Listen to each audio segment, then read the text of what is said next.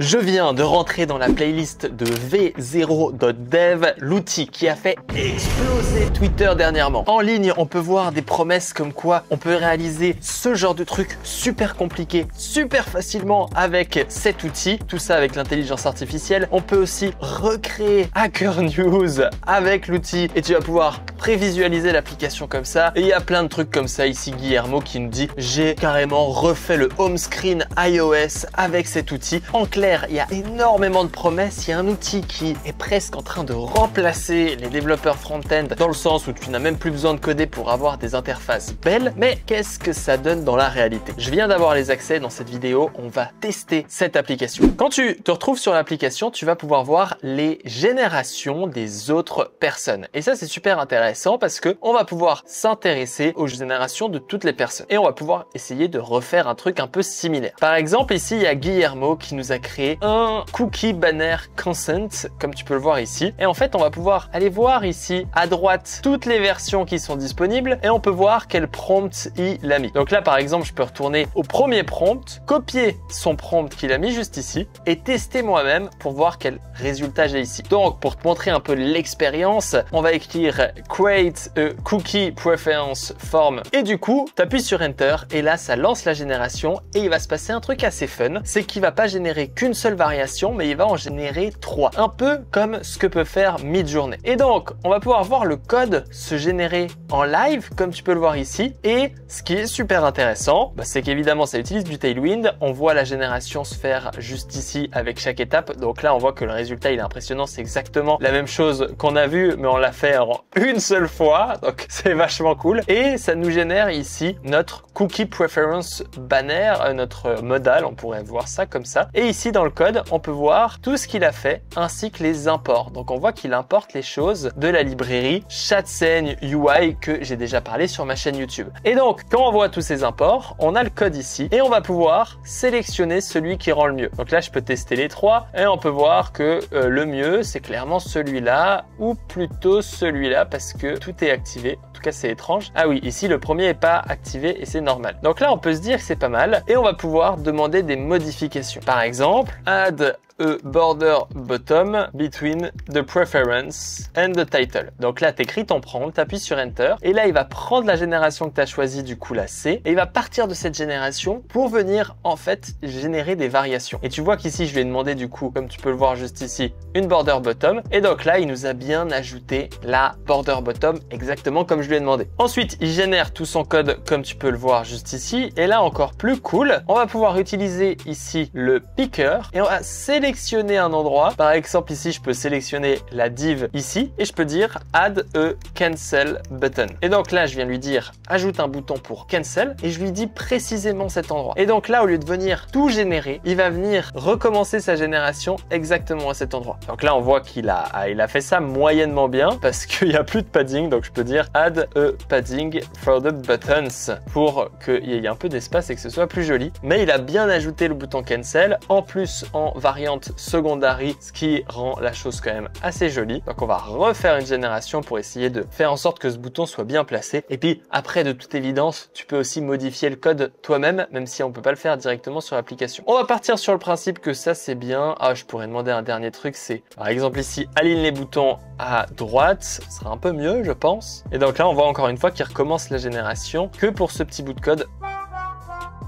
Bon, il n'a pas réussi, c'est pas grave. Maintenant, ce qui est intéressant, c'est qu'on va pouvoir cliquer sur code. Et là, je vais pouvoir copier cette commande npx v0 add. Je copie la commande, je vais dans mon IDE juste ici. Et là, je vais lancer la commande pnpx v0 add. Et là, je mets l'ID. Quand je vais faire ça, ça va venir ici lancer la commande. Et au bout de quelques temps, attention, mesdames et messieurs, là, ça devient assez choquant. On va voir la génération se faire. Et on va pouvoir nommer ce composant, par exemple, cookie settings. J'appuie sur Enter, ça va me créer un fichier ici, cookie settings. Je vais pouvoir prendre le composant, l'importer sur mon site web. Donc là, je suis totalement sur mon site web et faire cookie settings. Donc là, tu vois que je l'importe de mes composants juste ici. Et ensuite, là, je vais aller sur mon application que tu vois juste ici. Et comme tu peux le voir, ça a importé les cookie settings avec les bonnes couleurs. Et on peut voir que ça fonctionne. Ici, moi, j'ai le light et le dark mode. Donc, il y a tout qui fonctionne. Et ici, tu vas pouvoir, du coup, dans ton code, directement modifier. Par exemple, ici, il y a le card footer et on peut voir qu'ici, il a mis les différentes classes sur cet élément au lieu de les mettre sur cet élément. Donc là, je modifie ça et boum, là, c'est beaucoup plus beau. C'est à droite. Il y a le bouton cancel qui sert à rien, mais on comprend le concept. D'ailleurs, il faudrait aussi peut-être une margin top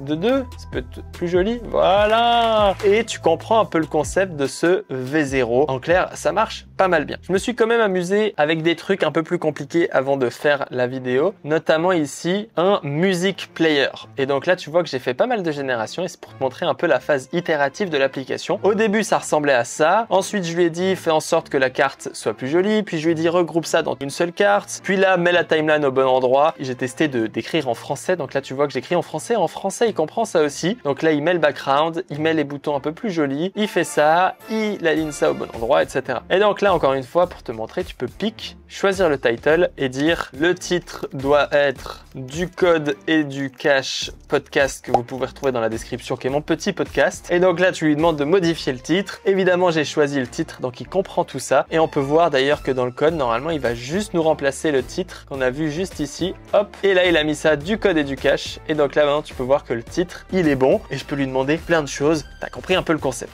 Maintenant, il y a un test qui m'intéresse vraiment, c'est est-ce qu'il est capable de faire des choses interactives ou c'est vraiment que de l'interface. On va tester ça tout de suite. Par exemple, je pourrais lui demander countdown qui commence de 60 et du coup qui va jusqu'à 0. Donc là, c'est un truc interactif qui va nous permettre de tester si il sait utiliser les use state, etc. Donc là, on voit que c'est pas du tout le bon truc. Et là, on a le countdown, mais comme tu peux le voir, il n'est pas interactif. Donc, je pense qu'ils vont le supporter, mais pour l'instant, les countdowns sont pas du tout interactifs, c'est-à-dire qu'ils génèrent du code de 100% statique qui ne peut pas bouger. Maintenant, il y a quand même des exemples qui font un peu peur et pour le petit music player que j'ai montré juste avant, il faut bien se rendre compte que j'ai passé quand même 20 minutes pour faire ce petit music player en lui demandant des instructions, de modifier ça, d'améliorer ça, etc. Donc on est vraiment sur du prompt engineering et on va review un petit peu les trucs qu'on a vus sur Twitter. Tu vois que sur Twitter, il y a quand même des petites dingueries de Guillermo qui nous dit j'ai réussi à faire des trucs incroyables en 3 secondes et demie. Par exemple, celui-ci où il nous dit qu'il arrive à faire cet élément-là en quelques temps. Si on clique dessus, on peut quand même voir que pour réaliser cet élément, il a fait 23 tentatives et avec chaque fois des prompts assez précis. C'est-à-dire qu'au début, ça a commencé comme ça. Et ensuite, il a dit sépare la section, fais ça, rajoute ça, etc.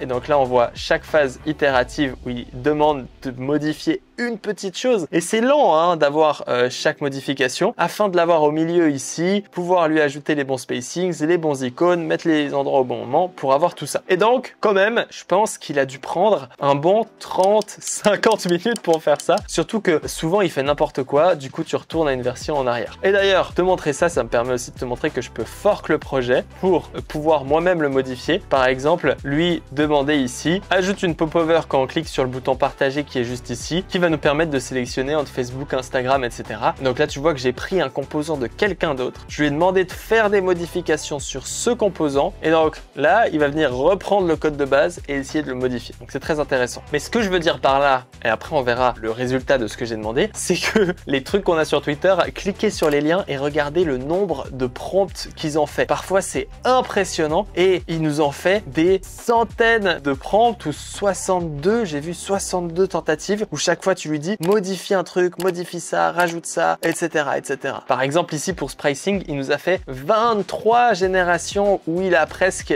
dit de tout faire. Et donc la vraie question que je me demande, c'est est-ce qu'il faut être doué en design? Est-ce qu'il faut avoir l'œil design pour essayer de passer d'un truc qui est en fait pas très beau à un truc vraiment stylé? Et franchement, j'ai l'impression que la réponse c'est clairement oui. Il faut faire des centaines de tentatives, avoir un bon prompt, avoir les mots de développeur, parce que si tu lui dis juste ça c'est pas beau, etc., il a pas la notion de beauté. Hein. Donc quand tu regardes leur prompt, c'est rajoute une border, rajoute un gradient, non rajoute le gradient comme ça, etc. Donc on se retrouve vraiment sur un outil fait pour les développeurs. Et est-ce que ça nous fait gagner du temps? Parce que moi personnellement avec Tailwind je vais super vite. Et ben c'est une super question. Si vous êtes intéressé à une vidéo où on fait un challenge en mode quelqu'un a V0 et doit créer un clone d'une carte YouTube et l'autre doit le faire en Tailwind tout seul et regarder le challenge entre les deux temps, ça peut être super intéressant. Mais franchement, moi je vois le fun, je vois le truc stylé, mais je vois les exemples super stylés qui nous font en marketing, l'équipe Vercel qui sont toujours super doués en marketing, ils me paraissent un peu overvalued, c'est-à-dire qu'on n'a pas vraiment ce résultat quand on teste l'application. Si tu prends leur prompt et que tu le mets, t'as pas forcément un résultat aussi beau. D'ailleurs, on peut le voir moi avec ce que je viens de tester. Donc ici, quand je passe ma souris dessus, il me le met ici. Donc là, je vais devoir analyser le code pour voir un peu ce que ça fait. On voit qu'ici, il utilise Tailwind, alors qu'en fait, il devrait utiliser le composant Popover de ChatCN. Donc il y a plein de trucs comme ça où on peut encore se poser un peu des questions, surtout que c'est pas interactif, mais après franchement c'est fun et il y a moyen de s'amuser. Moi j'avoue que je suis vite allé à court d'idées de trucs à faire, mais tu vois ici ce terminal, ici il me dit qu'il l'a fait en 3 fois, autant dire que moi c'est pas la même chose. Donc là ce qui est intéressant c'est que tu peux prendre son prompt, t'as qu'à cliquer, ça le copie dans ton presse-papier, ensuite viens ici et je mets le prompt pour tester et on va voir que son résultat est quand même impressionnant comparé à ce que je vais avoir. Lui la première génération il a eu ça, ce qui est quand même vachement beau. Moi j'ai ça, ça ou ça avec exactement le même prompt, donc on voit que c'est sympa, c'est un truc qu'on connaît, mais c'est pas dingue non plus. Il y a des trucs dingues, mais ça c'est pas dingue. Conclusion, est-ce que je suis un rageux parce que j'ai fait Chat2Code et il refait mon application? Évidemment oui, parce que je suis toujours un rageux, mais en même temps non, parce que leur truc est pas interactif et il a pas du tout la même feature que moi. C'est bien mieux fait, d'ailleurs j'ai recopié leur UX parce que tout est très beau, donc je tiens à leur féliciter, mais on n'est pas totalement sur la même chose. En tout cas, n'hésitez pas à vous whitelister dans la description, je mettrai le lien de tout ça. Et j'ai pu tester, donc tu vois, moi je suis assez mitigé sur ces exemples qu'on voit sur Twitter. J'ai un peu l'impression que c'est du bullshit marketing et que les gars ils ont passé 40 minutes à essayer de reproduire l'interface d'Hacker News alors qu'ils auraient pu le faire eux-mêmes plus rapidement, parce qu'avec Tailwind on code déjà tellement vite, mais dans le concept c'est quand même assez sympa et je vous invite à le tester. On se retrouve pour une prochaine vidéo. Ciao ciao.